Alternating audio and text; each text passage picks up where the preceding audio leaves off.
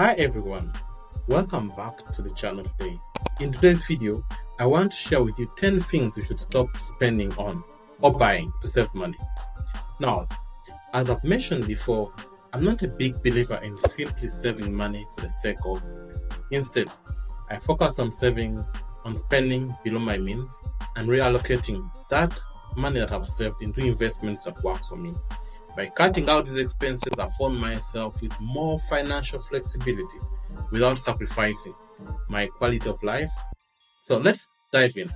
By the way, if you have not subscribed to the channel, please do subscribe to the channel and like this video at the end of it, so more people can get to view it and grow, and so we can grow our channel. So the first thing is books. Well, people are not reading as much as they used to do, but talking about books, I used to be a very vivid reader of hard copy books.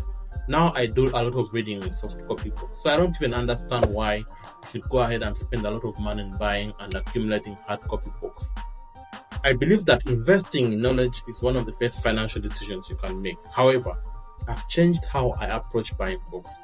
Instead of purchasing every book I want to read, I keep my all-time favorites in hard copy on a bookshelf.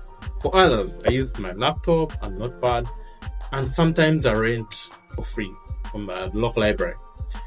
In this way, I still have access to the wide range of literature without necessarily breaking the bank.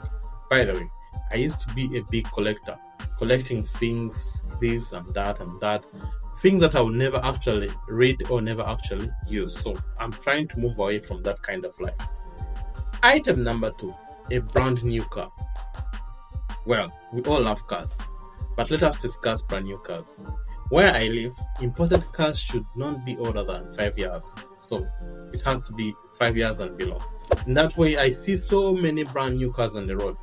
But remember, the moment you drive a brand new car off the lot, it depreciates significantly in value. Rather than sinking money into a new car, I prioritize investing in assets that will grow and generate cash over time. By delaying the purchase of a new car, I can use that money more wisely until I'm ready to make more informed decisions about my transportation needs. By the way, with COVID kicking in, I don't move a lot. I work a lot from home, so I don't need the car that much as it used to be before COVID. Souvenirs. Well, we all love to travel. Who doesn't? So while we're traveling, we often collect things. We collect things that remind us of where we have been. I've stopped buying those souvenirs from every trip. Not only do they clutter my living space, but they also add unnecessary expenses. Instead, I focus on capturing the memories through the phone, through the pictures. Google Pictures, very good. Journaling, vlogging. By documenting this experience, I can look back on them fondly without the need of having the physical souvenirs. Besides, these apps have built-in features that help you organize your digital life in a very, good way. Then, is this thing they call buying the updated version. An iPhone is out. Everyone will rush and see if they can get themselves an iPhone. Let's talk about the temptation to constantly upgrade the latest version of technology. While it is tempting to have the newest gadgets, I found that the marginal increase in happiness doesn't justify the cost. You buy it today, you're not as happy about it after a week. I mean, you have the latest iPhone, so what? You make the same calls, I make the same calls. Rather than continuously upgrading, I ask myself if the additional features are truly worth the price tag. Often, you find that investing in experiences or assets that align with my long-term goals bring greater satisfaction than chasing the latest tech trends. Items on sale. Now, about buying things on sale, it's like a hobby for some few people that I know. There are people who, whenever they see something on sale, discount, they want to take it. While sales can seem like a great way to save money, they often lead to the impulse purchases that wouldn't have otherwise made. Instead of focusing on the discount, I consider whether the item is really something that I genuinely need or want. Remember, sometimes we talk about needs and wants. By being mindful of my purchases, I avoid falling into the trap of buying things simply because they're on sale. Well, think about it.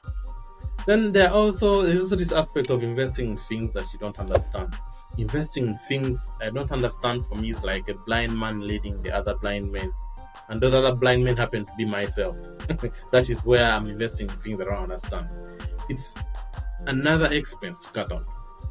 Completely, it's crucial to have at least a basic understanding of where your money is going and what you're investing in. Whether it's stocks, real estate, or other assets, you should prioritize that you align your values with your goals. By educating yourself and seeking advice when you need, you find that you make more informed decisions. Investment decisions shouldn't be very complicated. They shouldn't require a lot of math. It should be something you should be able to do on a scratch paper and understand clearly. If you require a supercomputer to crack your investment deal, definitely need to move on to something else.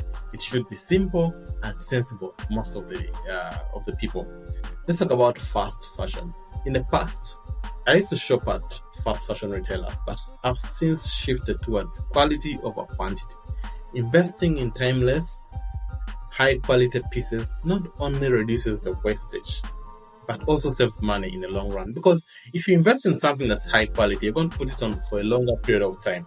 You're going to have it on, it's going to serve you much better. If it's a high quality shoe, you're going to wear it for about 5 years or plus. If it's a jacket, you're going to have it on for quite a longer period of time. So by building a curated wardrobe of only essentials, you find that you're going to spend less time and less money on clothing, while you still feel like you're looking good and dressed your best.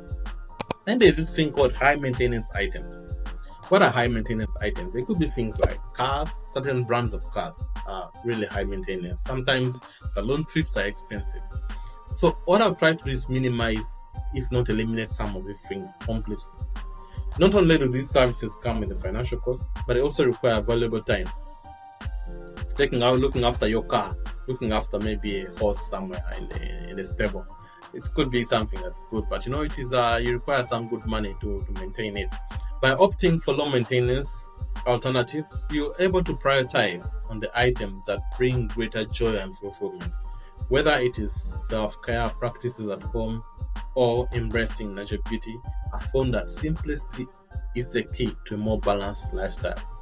Then, let's discuss something that we all exchange gifts during holidays.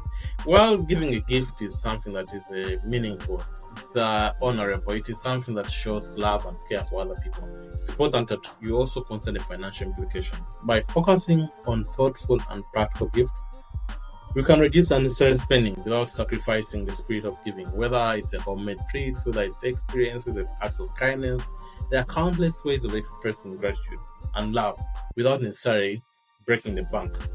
Then, of course, as we close, let me say that my approach to spending is all about trade-offs. I prioritize my investments and my experiences, those things that bring me long-term value and happiness, while cutting out unnecessary expenses that don't align with my goals. By being mindful of my financial decisions, I've been able to achieve greater financial freedom and peace of mind. Thank you so much for watching this video. I've enjoyed this video myself. Don't forget to subscribe for more content. I'll see you in the next one. Bye bye.